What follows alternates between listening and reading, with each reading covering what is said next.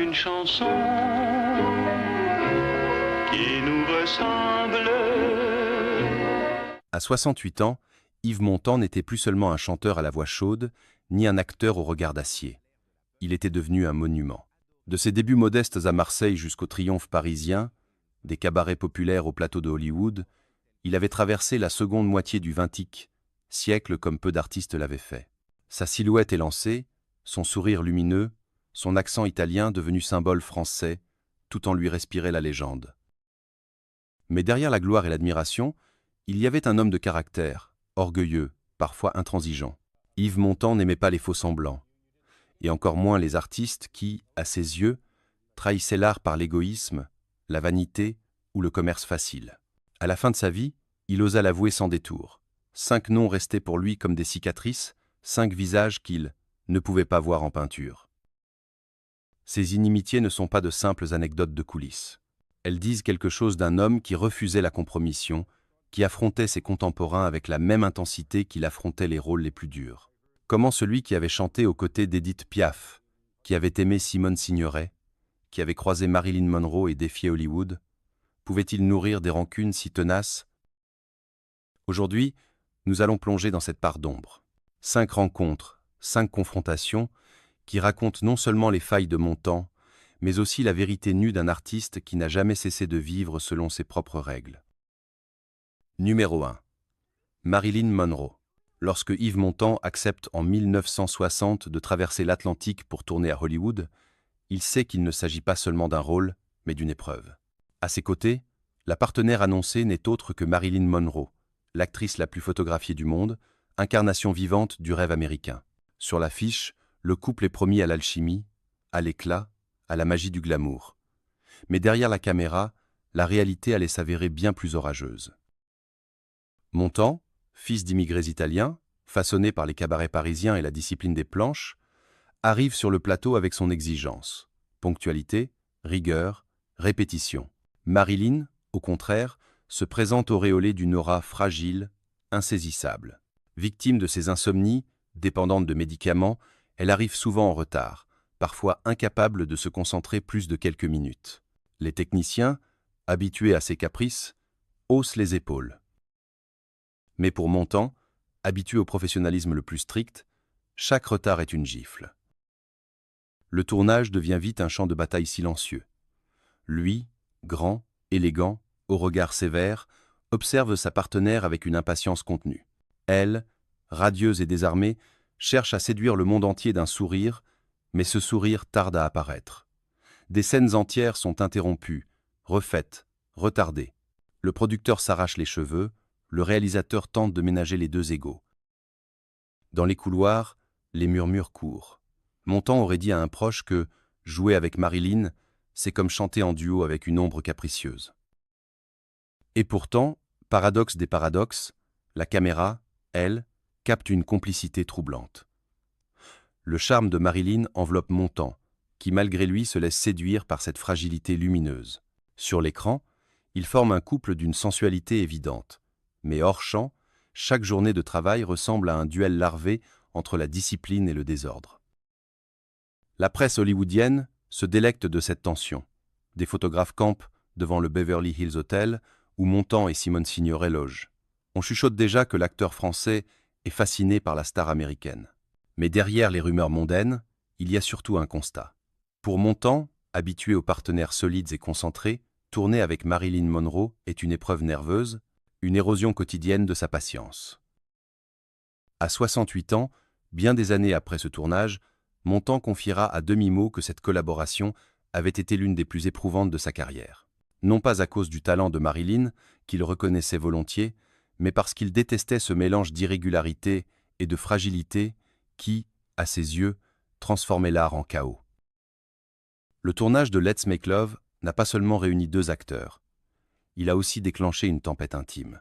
Derrière les projecteurs, ce qui n'était qu'une rumeur devint réalité, Yves Montand et Marilyn Monroe vécurent une liaison brève, incandescente, mais dévastatrice. Tout commence dans les suites feutrées du Beverly Hills Hotel.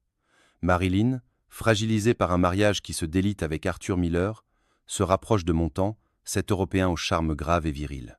Il l'écoute, la rassure, lui offre l'attention qu'elle ne trouve plus chez son mari. Montand, lui, se laisse séduire par cette créature à la fois enfantine et tragique, dont la beauté semble plus grande que la vie. La presse américaine s'empare aussitôt de l'affaire. Les photographes traquent le couple. Les unes des magazines se couvrent de clichés volés. Marilyn's New Flame, titrent les tabloïds. Les journalistes décrivent Montand comme « le Français qui a conquis la star suprême ». Pour Hollywood, c'est un feuilleton doré. Pour Montand, c'est un piège. Car à Paris, Simone Signoret lit ses journaux avec un cœur brisé. Elle avait accompagné Montand à Hollywood, confiante, amoureuse. Mais devant l'évidence, elle dut affronter l'humiliation publique. Plus tard, dans ses mémoires, Signoret écrira avec une lucidité déchirante qu'elle avait vu le couple parfait de cinéma se former sous ses yeux, impuissante à l'arrêter. Cette blessure, elle la portera toute sa vie. Pour Montand, l'aventure avec Marilyn n'eut rien d'un conte de fées. Rapidement, il découvrit l'abîme derrière le sourire, les crises d'angoisse, les médicaments, la solitude insondable. Ce qui l'avait attiré, cette fragilité scintillante, devint insupportable. La liaison s'acheva aussi vite qu'elle avait commencé, laissant derrière elle un champ de ruines émotionnelles. Des années plus tard, interrogé par un journaliste français, Montand confia à demi-mot « Marilyn était un soleil, mais un soleil qui brûlait tout ce qui l'approchait. » Une phrase qui résume l'ambivalence de son souvenir. L'admiration pour l'icône, mêlée au rejet profond de l'instabilité qui avait empoisonné leur collaboration. À 68 ans, en évoquant ce nom parmi les artistes qu'il ne pouvait pas voir en peinture, Montand ne visait pas seulement la star de cinéma, mais la tempête qu'elle avait déclenchée dans sa vie, un mélange d'attirance et de répulsion, de gloire et de désastre intime. Une cicatrice qu'aucun succès ultérieur n'effacera jamais. Numéro 2. Frank Sinatra. À la fin des années 1950, Yves Montand est déjà une star consacrée en Europe. Ses tournées triomphales, sa voix grave et mélodieuse, son charisme naturel ont conquis le public français et italien. Mais il rêve plus grand, conquérir l'Amérique. L'exemple d'Edith Piaf, qui avait enflammé les salles de New York, l'encourage. En 1959, Montand débarque aux États-Unis, décidé à s'imposer sur la scène internationale. Le public américain, intrigué, découvre ce chanteur venu de France avec son allure élégante et son accent chantant. Au Waldorf Astoria, à New York, il enchaîne les chansons avec une intensité qui séduit une partie de la critique. Certains chroniqueurs le surnommant même « The French Lover with a Voice of Velvet », mais d'autres restent sceptiques. Pour une Amérique habituée à la puissance vocale de ses propres crooners, Montand paraît trop subtil, trop européen. Et au sommet de cette pyramide des crooners trône Frank Sinatra. Sinatra, The Voice, est alors l'homme le plus respecté et le plus craint du show business. Entouré du Rat Pack, adulé par Las Vegas, lié aux réseaux les plus puissants, il incarne la suprématie américaine dans la chanson. Lorsque Montand arrive, Sinatra le considère d'un œil froid, presque moqueur. Les témoins racontent qu'à l'évocation du nom de Montand, Sinatra aurait eu un rictus dédaigneux. Un chanteur français, il devrait rester à chanter dans leur café. Cette phrase, rapportée dans plusieurs biographies, illustre l'arrogance avec laquelle Sinatra percevait les artistes venus d'Europe. Montand, lui, encaisse mais ne se laisse pas intimider. Dans ses entretiens, il répète qu'il chantera toujours en français, même devant un public qui ne comprend pas la langue. Pour lui, la chanson n'a pas besoin de traduction. L'émotion passe par la voix, le geste, la présence. Cette conviction, il la martèle comme une réplique à Sinatra et à tous ceux qui doutent de sa légitimité. Les coulisses du show business bruissent alors de comparaison. On oppose la voix puissante, conquérante, de Sinatra à la finesse interprétative de Montand. Les critiques américains, partagés, débattent, faut-il voir en Montand une curiosité exotique ou un véritable rival? Ce choc culturel, plus encore qu'artistique, marquera profondément Montand.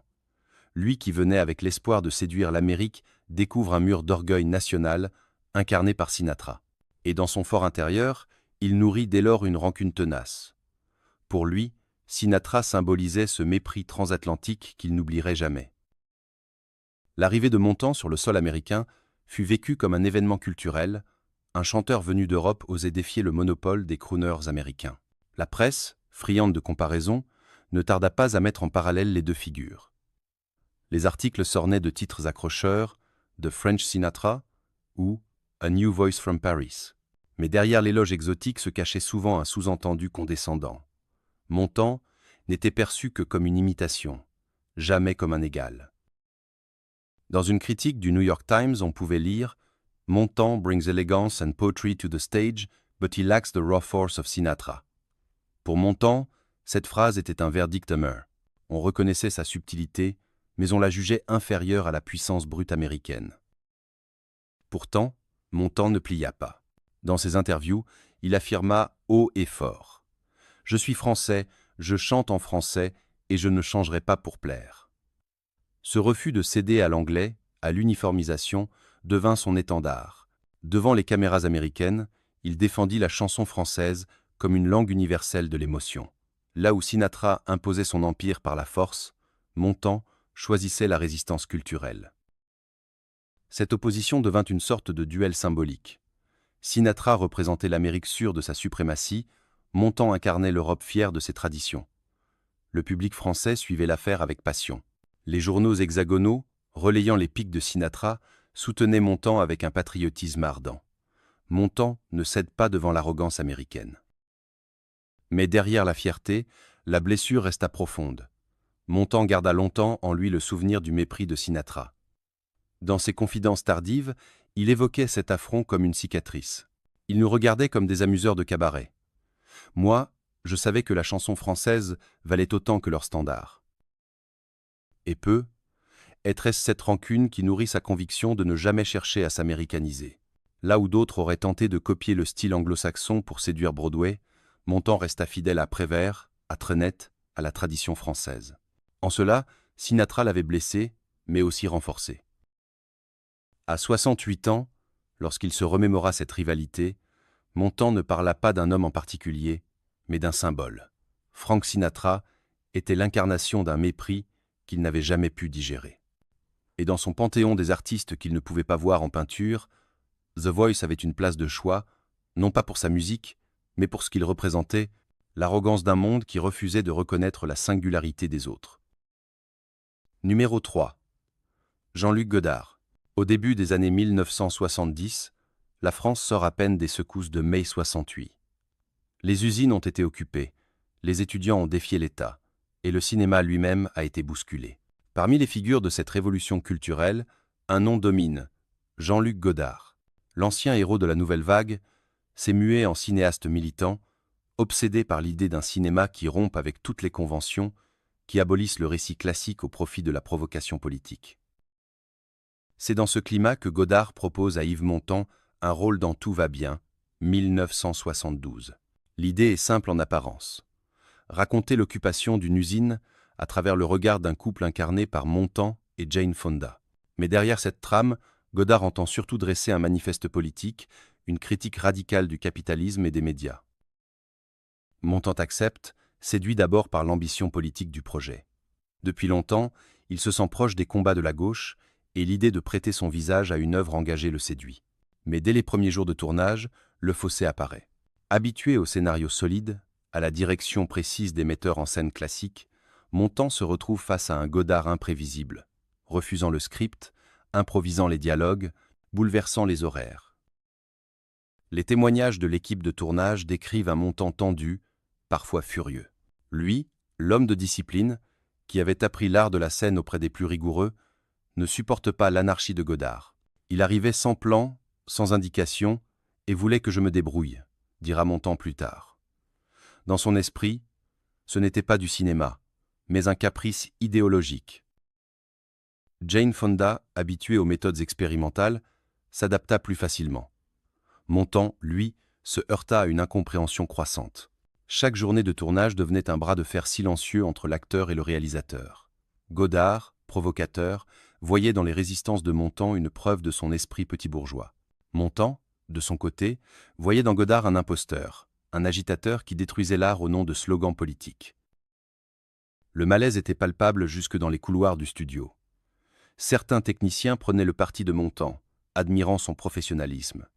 D'autres se ralliaient à Godard, fascinés par son audace. Le plateau ressemblait parfois à une assemblée de Mai 68 miniatures, où chacun devait choisir son camp. Ce tournage, qui devait être une rencontre entre deux figures fortes de leur époque, se transforma rapidement en champ de bataille idéologique. Pour Montand, habitué aux films de Costa Gavras, où l'engagement politique se mariait à une narration solide, Tout va bien n'était qu'un chaos inutile. Et dès cette première moitié de tournage, il comprit qu'il ne pourrait jamais s'entendre avec Godard. Le plateau de Tout va bien devint rapidement un théâtre d'exaspération. Godard, fidèle à sa méthode, refusait toute hiérarchie. Il voulait que les techniciens parlent face caméra, que les figurants improvisent, que le film devienne un laboratoire politique plutôt qu'un récit. Pour Montand, cette approche relevait de la provocation gratuite. Les scènes d'usine furent particulièrement éprouvantes. Godard faisait répéter des ouvriers non professionnels, leur demandant de déclamer des slogans interminables. Montand, habitué à une direction claire, se retrouvait au milieu d'une cacophonie où personne ne savait quand commencer ou arrêter. Après plusieurs heures perdues, il lâcha devant l'équipe. « Ce n'est pas du cinéma, c'est une réunion syndicale filmée. » La phrase circula comme une traînée de poudre, accentuant encore les tensions. Jane Fonda, plus conciliante, tenta d'apaiser Montand. Elle l'encourageait à laisser faire et à accepter l'expérience comme une performance. Mais Montand, déjà connu pour son tempérament entier, ne pouvait tolérer ce qu'il considérait comme une mascarade. Dans son esprit, un film devait être construit, cadré, respectueux des spectateurs. Godard, lui, revendiquait l'inverse. Briser la narration, choquer le public, refuser tout confort. Le clash atteignit son apogée lors d'une séquence où Godard exigea que Montand ignore totalement les indications de dialogue et improvise un monologue politique. Montand refusa, net, « Je suis acteur, pas porte-voix ». Le silence qui suivit fut lourd, presque solennel. À partir de ce moment, la relation entre les deux hommes fut brisée. Quand le film sortit en 1972, il reçut un accueil mitigé. Certains critiques saluèrent l'audace de Godard, d'autres dénoncèrent son illisibilité. Montand, quant à lui, resta discret mais ferme. Interrogé sur l'expérience, il déclara simplement « J'ai joué dans ce film, mais je n'ai pas travaillé avec un metteur en scène ». Une phrase cinglante qui résumait tout. Dès lors, il ne collabora plus jamais avec Godard. À 68 ans, quand il évoquait ce tournage, Montand parlait de « perte de temps », d'une expérience qu'il avait confortée dans l'idée qu'un film engagé n'avait pas besoin de sacrifier la rigueur. Pour lui, Godard incarnait le pire défaut de l'avant-garde, confondre liberté et désordre. Ainsi, dans la galerie des artistes qu'il ne pouvait pas voir en peinture, Jean-Luc Godard occupait une place à part. Non pas pour son absence de talent, Montand reconnaissait qu'il avait marqué son époque, mais parce que leur collaboration avait révélé une incompatibilité fondamentale. D'un côté l'acteur attaché au métier, de l'autre, le cinéaste prêt à dynamiter toutes les règles. Numéro 4. Johnny Hallyday. À la fin des années 1960, la France change de visage. Les cabarets d'autrefois, où Yves Montand avait forgé sa légende, s'éteignent peu à peu sous la lumière crue des projecteurs de télévision. Les jeunes n'écoutent plus Prévert ni Trenette, mais des riffs de guitare électrique venus d'outre-Atlantique. Et au sommet de cette révolution musicale trône un nom, Johnny Hallyday. Pour toute une génération, Johnny est plus qu'un chanteur. Il est une libération. Ses déhanchements copiés d'Elvis Presley, ses shows survoltés, ses cris déchirés dans le micro incarnent une modernité que les adolescents attendaient. Les journaux titrent « L'idole des jeunes aînés ». En quelques années, il devient l'icône absolue de la jeunesse française.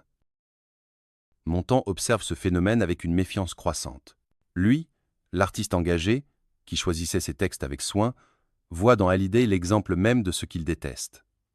Une musique formatée pour séduire les foules, sans profondeur poétique. Dans une interview des années 1970, Montand lâche une phrase qui fera grand bruit. Ces chanteurs de variété qui n'ont rien à dire finissent par vider la chanson de son âme. Tout le monde comprit que, derrière cette pique, se cachait une attaque directe contre Hallyday. La presse s'empare de l'affaire. Les magazines opposent les deux figures comme deux Frances irréconciliables, celle des intellectuels de gauche, raffinés et critiques, représentés par Montand, et celle d'une jeunesse avide de sensations, bruyante et insouciante, incarnée par Johnny. Ce contraste devient presque politique. Dans les coulisses du métier, certains tentent de calmer le jeu. Mais l'écart est trop grand.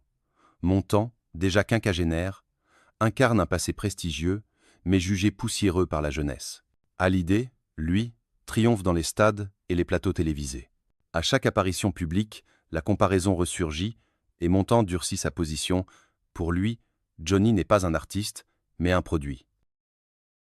Ce jugement sévère nourrit une rancune réciproque. Johnny, blessé par ses critiques implicites, se contente d'une réplique cinglante lors d'une émission télévisée.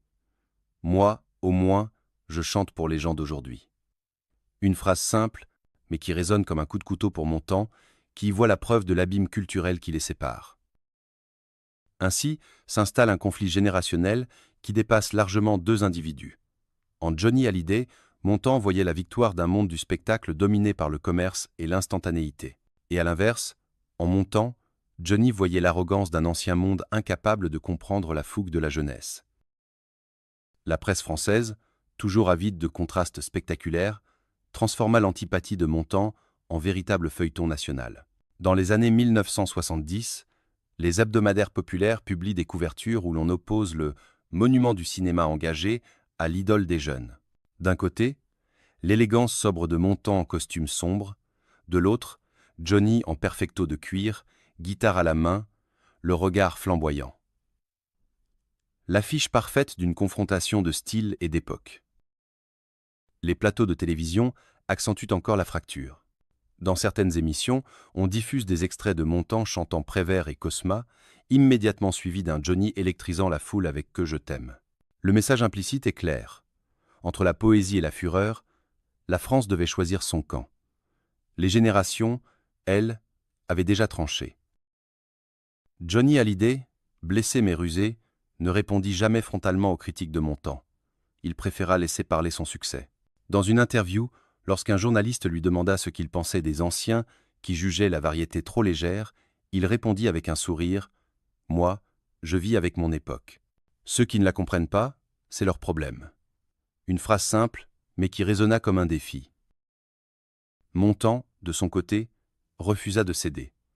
Il voyait dans Johnny non pas un rival personnel, mais le symbole d'une dérive qu'il ne supportait pas. L'art réduit à un produit de consommation. Pour lui, la chanson devait éclairer, émouvoir, raconter une histoire, pas seulement faire vibrer des foules hystériques. Dans ses entretiens, il affirmait « Un artiste n'est pas un vendeur de disques, c'est un témoin de son temps. » Ce duel silencieux entre Montand et Hallyday dépassait la musique. Il incarnait une fracture culturelle profonde, celle entre une France intellectuelle, héritière de la résistance et des combats politiques de l'après-guerre, et une France populaire avide de liberté, de rock, d'insouciance. D'un côté, le cabaret et le cinéma engagé, de l'autre, les stades et les guitares saturées. Avec le temps, cette opposition devint presque légendaire. Les jeunes continuaient de vénérer Johnny, tandis que les générations plus anciennes défendaient Montand comme le gardien d'une chanson exigeante. Mais entre les deux hommes, aucune réconciliation n'eut lieu. À 68 ans, quand Montand évoquait ce chapitre, il parlait de Johnny comme d'un miroir déformant d'une époque qui m'échappait. Et peut-être était-ce là le fond du problème. Derrière le mépris, il y avait aussi une peur sourde, celle de voir un monde disparaître. Montand incarnait une tradition, Johnny annonçait un futur. Entre les deux, la fracture culturelle était irréversible. Numéro 5. Costa Gavras. Lorsque Yves Montand rencontre Costa Gavras à la fin des années 1960, il reconnaît immédiatement en lui plus qu'un simple réalisateur, un compagnon de lutte. Le cinéaste grec, exilé en France, partage avec Montand une même vision du cinéma comme arme politique. Leur première collaboration, Z 1969, devient un coup de tonnerre. Le film, qui raconte l'assassinat d'un député progressiste en Grèce, reçoit l'Oscar du meilleur film étranger et marque un tournant dans l'histoire du cinéma engagé. Pour Montand, Z fut une révélation. Il découvrit dans Costa Gavras un metteur en scène capable de marier rigueur dramatique et brûlure politique. Chaque scène était ciselée, chaque plan chargé d'une tension révolutionnaire. Montand, dans le rôle du député assassiné, livra une performance sobre mais d'une puissance rare. Ce fut un triomphe, et une fraternité naquit. Mais l'amitié entre deux hommes de caractère ne pouvait qu'être traversée de débats. Déjà, sur Z, des désaccords surgissent. Montand souhaitait incarner son personnage avec plus d'humanité, soulignant ses fragilités intimes. Costa-Gavras, lui, voulait en faire un symbole, une figure presque mythologique de la résistance. Dans une discussion restée célèbre, Montand lui aurait lancé « Un héros sans faille, c'est une statue, pas un homme ». Costa-Gavras rétorqua « Et sans symbole, le peuple ne se lève pas ». Ces divergences s'amplifièrent avec leur seconde collaboration, L'Aveu, 1970. Le film, inspiré du témoignage d'Arthur London, ancien ministre tchécoslovaque victime des purges staliniennes, obligea Montand à plonger dans les ténèbres d'un rôle éprouvant. Il incarna un homme broyé par la machine totalitaire, contraint d'avouer des crimes imaginaires. Pour se préparer, Montand perdit du poids, s'infligea des privations, cherchant à rendre tangible l'horreur de l'enfermement. Mais là encore, les tensions surgirent. Montand voulait insister sur la souffrance intime de son personnage, montrer le désespoir de l'homme avant celui de la victime politique. Costa-Gavras, fidèle à son credo, insistait sur le message idéologique, dénonçait la dérive d'un système. Les débats se prolongeaient jusque tard dans la nuit. Montand, passionné, défendait la chair de l'homme. Costa-Gavras, inflexible, défendait le symbole collectif. Malgré ces affrontements, L'Aveu fut un succès critique, salué pour son courage. Mais dans l'esprit de Montand, une fissure apparut. Il admirait Costa-Gavras, l'ami, le frère d'armes, mais commençait à redouter son intransigeance. Leur relation, intense et fraternelle, prenait parfois des allures de duel idéologique, où l'affection se mesurait à la virulence des disputes. À 68 ans, lorsqu'il revenait sur cette période, Montand reconnaissait que Costa-Gavras avait été l'un de ses alliés les plus précieux, mais aussi l'un de ses contradicteurs les plus implacables. Dans cette amitié se mêlaient admiration et agacement, complicité et exaspération. Après l'Aveu, la collaboration entre Yves Montand et Costa-Gavras ne s'arrêta pas. En 1972, ils se retrouvèrent pour état de siège, tournés en Uruguay et inspirés de l'enlèvement d'un agent américain par des révolutionnaires. Le film, tendu comme un fil prêt à se rompre, montrait un Montand glaçant dans le rôle d'un conseiller étranger, incarnation cynique du pouvoir occulte. Sur le tournage, les débats reprirent de plus belle. Costa-Gavras voulait un personnage rigide, symbole pur du système impérialiste. Montand plaidait pour lui donner des nuances, des failles, un moment d'humanité.